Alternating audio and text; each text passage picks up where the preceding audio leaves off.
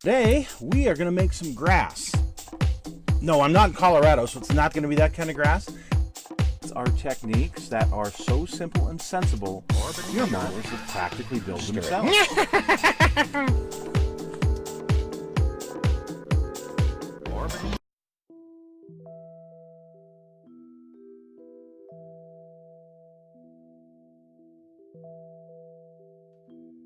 Hello folks, it's Mad Dog Merv.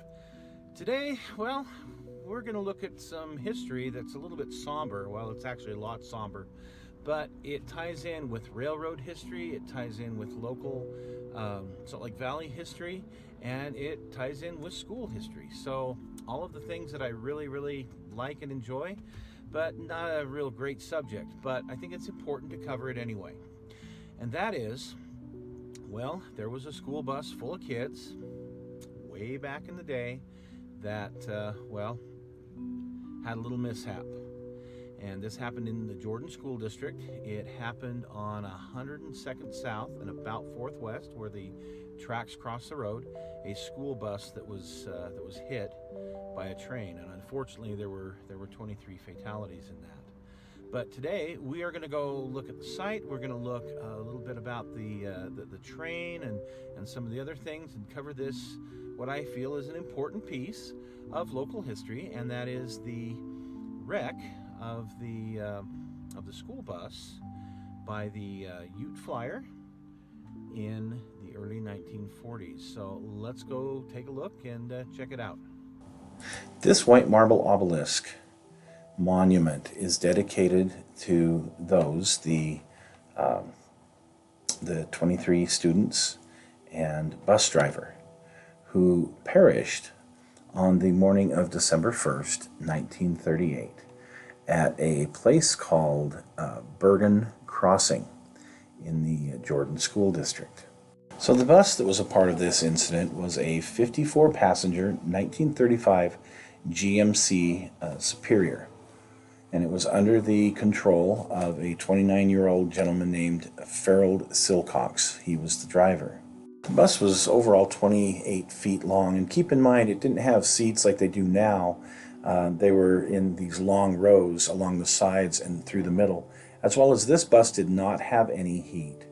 There were 39 students aboard the bus when it departed on its route, or as it was going on its route, I should say, headed towards Jordan High School. The bus route usually took about 45 to 50 minutes to complete from its beginning to its ending at Jordan High School. However, this particular morning, the bus driver started a little bit early because when he looked out the window in the morning, he could see that it was snowing and they were having what was called a major snow event. Contrary to popular belief and even news reports of the day, this howling blizzard, it was not in progress.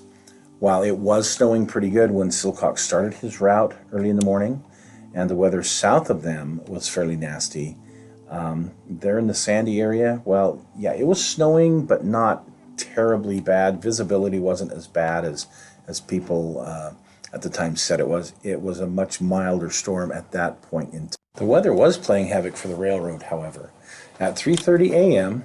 at Helper, Utah, the Flying Ute, freight number 31, which was a 4664 Challenger locomotive, pulling 50 cars, 38 of them were empty, pulled out 3 hours late from Helper, Utah.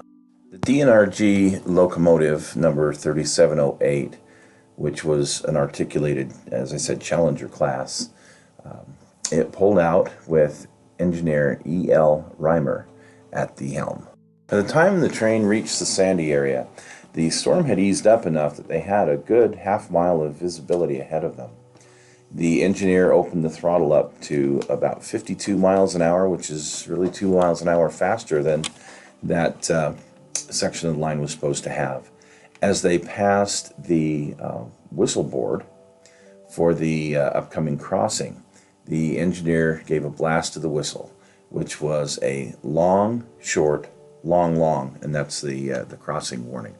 This picture is actually a model somebody did of the 3708, but the previous picture to that and the forthcoming one are also pictures that were taken years later after the accident. Al Elton was the fireman aboard 3708, and he was leaning out of the left side cab window of the train. As they approached the crossing, he could see a yellow school bus lumbering along that little curve at Burgoyne's Crossing, and it eased to a stop about 25 feet from the tracks. He reached up and opened the little air valve that started the air-powered bell clanging. It looked like the bus was going to stay put, but he kept an eye on it anyway. Burgoyne's Crossing is on 102nd South and 400 West, and in that area it parallels the old D&RG tracks.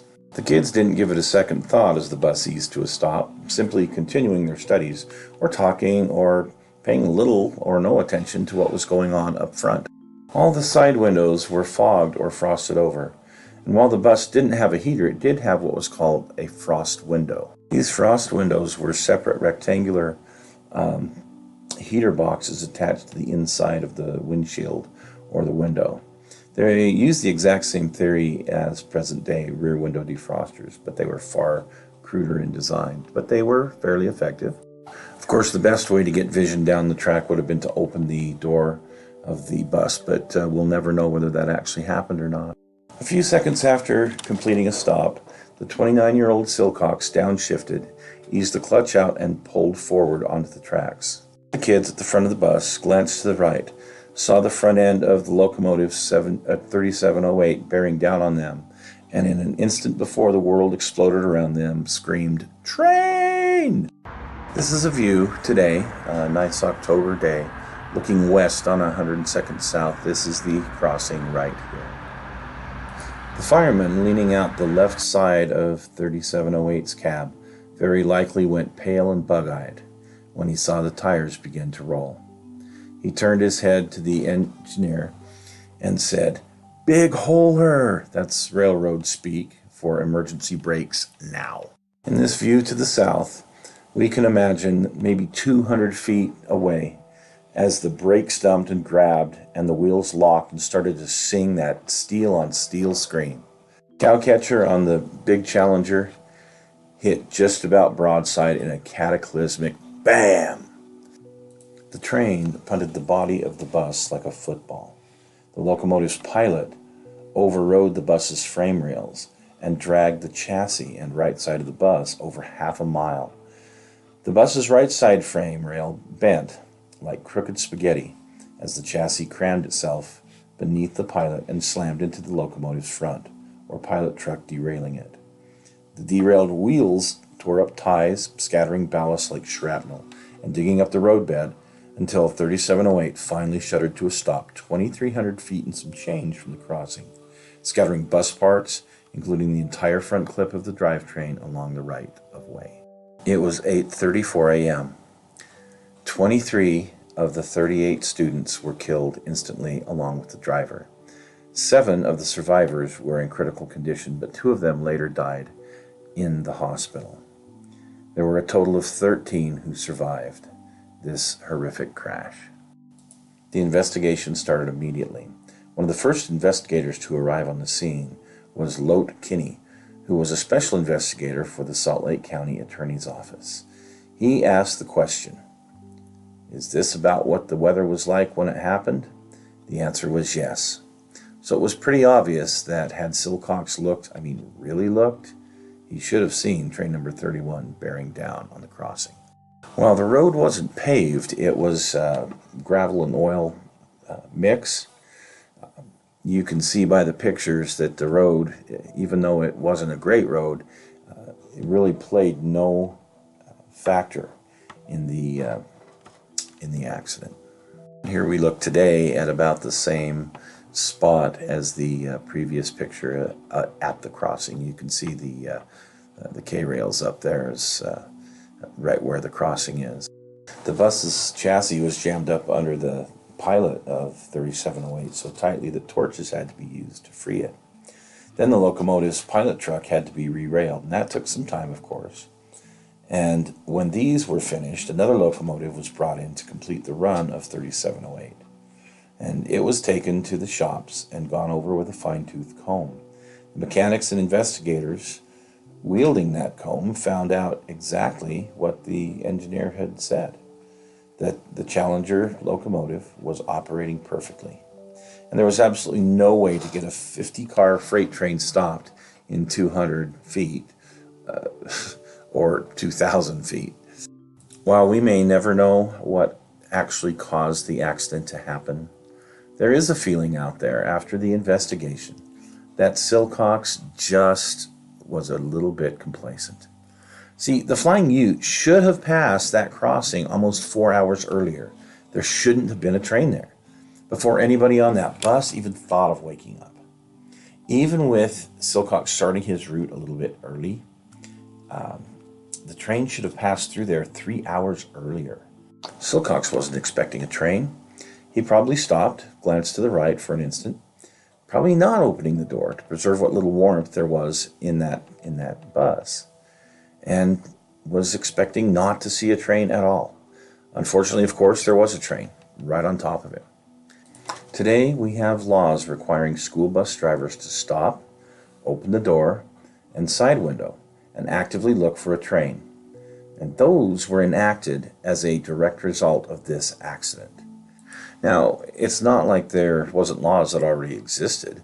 This one, for instance, the driver of any motor bus carrying passengers for hire or any school bus carrying children shall, before crossing any track of railway, stop such vehicle not less than 10 feet or more than 50 feet from the nearest rail of such track, and while stopped shall look and listen for any approaching railway trains or whistles, or other warnings including the approach of a train, and shall not proceed until it is safe to do so. The previous pictures attest to the awful carnage of the horrific accident and the loss of these young lives and what it did to change the lives of the survivors from this wreck. Anyway, today I look to honor those that had passed because of this accident and remember them